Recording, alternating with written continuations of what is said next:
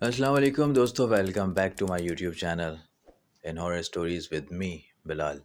دوستو، آج کی کہانی جو ہے میں کافی ٹائم بعد اس چینل پر ڈالنے جا رہا ہوں۔ اس کی وجہ یہ ہے کہ یوٹیوب کی چند پالیسیز کی وجہ سے میں اپنے اس چینل کو کنٹینیو نہیں کر سکا، تو لہٰذا میں نے آپ لوگوں کے لیے اپنا ایک نیا چینل بنا رکھا ہے جس کا نام ہے scary stories with Bilal. Scary stories with Bilal یہ جو چینل ہے، اس کا لنک میں نے آپ کو اس ڈسکرپشن باکس میں ڈال رکھا ہے۔ وہاں پر جا کر آپ مجھے سبسکرائب کر سکتے ہیں تاکہ آپ کا اور میرا ساتھ ایک بار پھر دوبارہ چل سکے۔ تو چلتے ہیں آج کی اس چینل کی آخری ویڈیو کی طرف۔ دوستو، آج کی کہانی ہمیں نبیل نے کراچی سے بھیجی ہے۔ یہ واقعہ نبیل اور ان کے کزنز کے ساتھ پیش آیا۔ تو آئیے نبیل کا واقعہ ہم نبیل کی زبانی ہی سنتے ہیں۔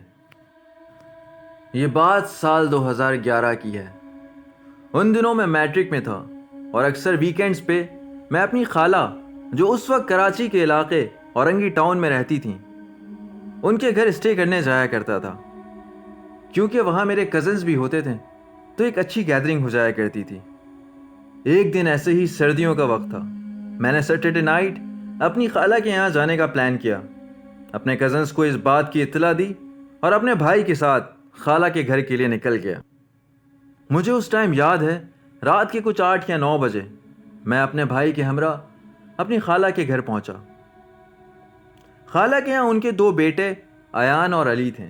مجھ میں میرے بھائی اور میرے کزنز کی عمر میں کچھ خاصا فرق نہیں تھا اور یہی وجہ تھی کہ ہم چاروں دوستوں کی طرح رہتے تھے۔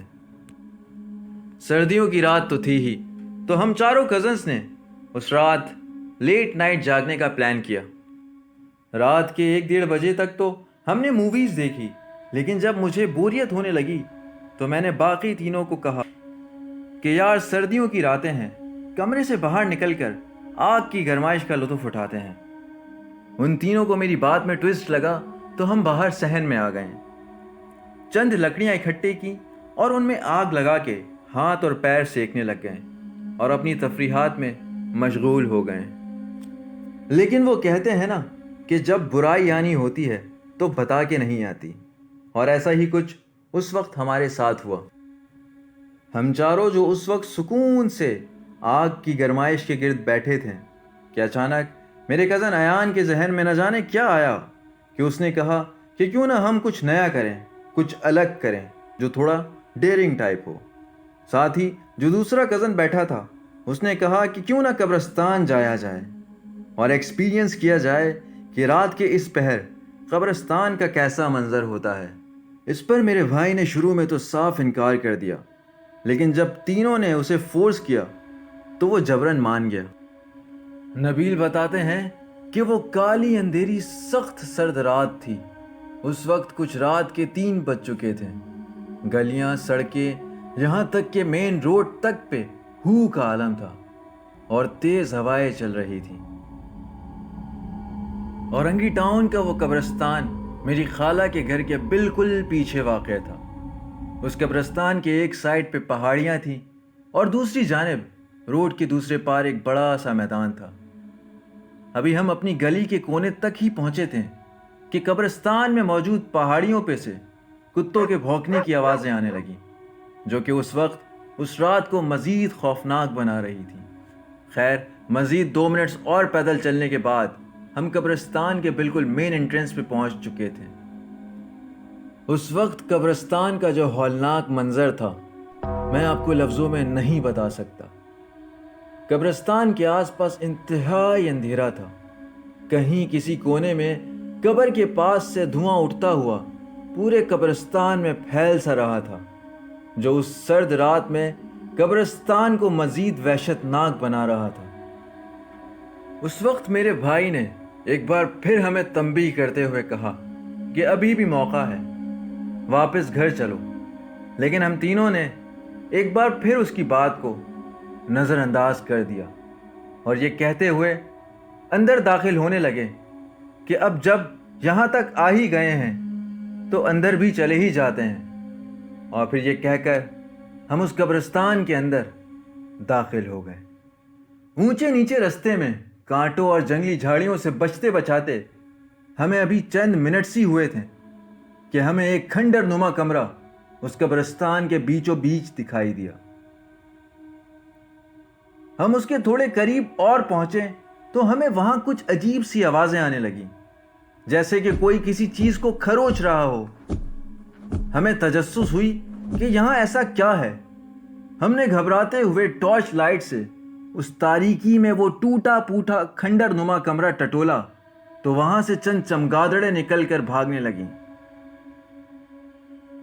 جس پر میرا کزن ایان زور زور سے ہنسنے لگا اور کہا کہ بھائی تم لوگ ان چمگادڑوں سے ڈر گئے، یہاں سب سو رہے ہیں، کوئی ہمارا بال بھی باقا نہیں کر سکتا۔ اس بات کے بعد ہم نے اس کھنڈر جیسے کمرے کو کراس کیا اور ابھی تھوڑے ہی آگے گئے تھے کہ ہمیں اس کھنڈر کے ارد گرد سے کسی کے غصے سے گرانے کی آواز آنے لگی۔ ایسا لگ رہا تھا کہ کوئی ہم پہ بہت غصہ کر رہا ہے۔ ہم نے پلٹ کے پیچھے جیسے ہی دیکھا تو وہاں قبروں کے علاوہ اور کچھ نہیں تھا۔ ہمیں اس بات کے بعد حیرانی تو ہوئی کہ یہ آواز کس کی تھی اور اچانک کیوں آئی تھی۔ ہمارا خوف اس وقت کے ساتھ ساتھ بڑھتا جا رہا تھا۔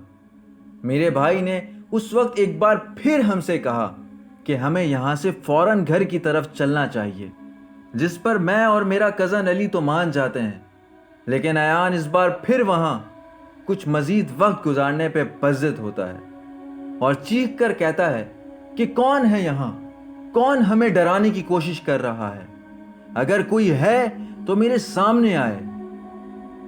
کچھ وقت تک جب وہ گرانے کی آواز دوبارہ نہیں آئی اور نہ ہی کوئی دوسری غیر معمولی ہیپننگز ہوئیں تو ایان نے پھر کہا کہ دیکھا نا بھائیوں، جب ایسی چیزیں ہوتی ہی نہیں تو ان سے پھر ڈرنا کیسا۔ اس وقت ہم نے ایان کی اس بات پہ محض اس لیے حامی بھری کہ وہ اس قبرستان سے ہمارے ساتھ واپس گھر کی طرف چلے۔ خیر، ہم چاروں جو اس وقت قبرستان کے بیچوں بیچ کھڑے تھے، اس بات کے بعد وہاں سے باہر کی طرف جانا شروع ہو گئے۔ ہم جس ٹریک سے آئے تھے اسی ٹریک سے واپس باہر جا رہے تھے۔ بلال ابھی جسٹ کچھ سیکنڈز ہی ہوئے تھے کہ ایک دم ایان چلتے چلتے اسٹک ہو گیا۔ ہم نے اس کی طرف دیکھا تو اس کا چہرہ خوف سے بھر گیا تھا، ایسا لگ رہا تھا کہ اس نے کسی خوفناک مخلوق کو دیکھ لیا ہو۔ اس وقت جب ہماری ڈائریکشن قبرستان سے باہر جانے کی تھی، اس وقت اچانک ایان واپس قبرستان کی ڈائریکشن پہ بھاگنا شروع ہو گیا۔ ہم سب کافی پریشان ہو گئے کہ ایک دم اسے یہ کیا ہو گیا ہے۔ ہمیں لگا کہ شاید یہ ہمیں ڈرانے کی کوشش کر رہا ہے کہ ہم بھی ڈر کے مارے اسی کی طرح بھاگنا شروع کر دیں، لیکن ابھی وہ کچھ دور ہی بھاگ کر گیا تھا کہ اچانک گر کر بے ہوش ہو گیا۔ ہم نے جب اس کے پاس پہنچ کر اسے اٹھانا چاہا تو اس کی باڈی بالکل گرم ہو رہی تھی، وہ زمین پہ بے ساختہ بے ہوش پڑا تھا۔ ہمیں نہیں پتا تھا کہ اس وقت اس نے کیا دیکھا، کس مخلوق کو دیکھا۔ ہماری کچھ دیر کی کوشش کے بعد جب وہ ہوش میں آیا تو ہم سب سے پہلے اس قبرستان سے باہر نکلے اور اس کے بعد ہم نے اس سے اس بارے میں پوچھا کہ اس وقت کیا ہوا تھا، تو ایان بالکل خاموش کھڑا تھا، نہ تو وہ کچھ بول رہا تھا اور نہ ہی ہم سے آئی کانٹیکٹ کر رہا تھا۔ ہمیں لگا کہ یہ ابھی اس حالت میں نہیں ہے کہ ہمیں کچھ بتا سکے، لیکن ایک پورا دن ہو گیا، 2 دن ہو گئے، نہ تو وہ کسی سے کچھ بول رہا تھا اور نہ ہی کسی کی بات کا جواب دے رہا تھا۔ سب نے اسے ڈیفرنٹ ڈاکٹرز کو دکھایا اور یقین مانے بلال، ان سب ڈاکٹرز نے ایان کو بالکل نارمل قرار دیا۔ نہ وہ سائیکولوجیکل کیس تھا اور نہ ہی کوئی اور دوسری بیماری تھی۔ ہم نے اس بات کے بعد کافی مرتبہ بہت سے عالم اور مزارات پہ بھی ایان کو دکھایا، لیکن آج 12 سال کے گزر جانے کے بعد بھی ایان نہ کسی سے کچھ بولتا ہے اور نہ ہی کسی کی بات کا جواب دیتا ہے۔ ایان کا وہ جملہ جو اس نے قبرستان میں کہا تھا کہ جب ایسی کوئی چیز ہوتی ہی نہیں ہے تو پھر ان سے ڈرنا کیسا، اس کا آخری جملہ تھا۔ آج ایان کی عمر تقریباً 30 سال ہو چکی ہے، لیکن اس خوفناک رات کے بعد اس کی زندگی بالکل بدل چکی ہے۔ میری خالہ اورنگی ٹاؤن سے دوسری جگہ شفٹ ہو چکی ہیں، لیکن آج بھی ایان اکثر ارد گرد کے قبرستان میں جا کر کئی گھنٹے بیٹھا رہتا ہے۔ نہ تو اسے بھوک لگتی ہے اور نہ ہی پیاس۔ سو یہ ایک خوفناک اور دردناک اسٹوری ہمیں کراچی سے نبیل نے شیئر کی تھی۔ آئی ہوپ آپ لوگوں کو آج کی یہ اسٹوری پسند آئی ہو۔ لیکن دوستو، اسکیری اسٹوریز ود بلال کو وزٹ کرنا نہ بھولیے گا۔ وہاں پر اور بھی مزید سنسنی خیز اور پراسرار کہانیاں آپ کی منتظر ہیں۔ جائیں اور اس چینل کو سبسکرائب کریں۔ اللہ حافظ۔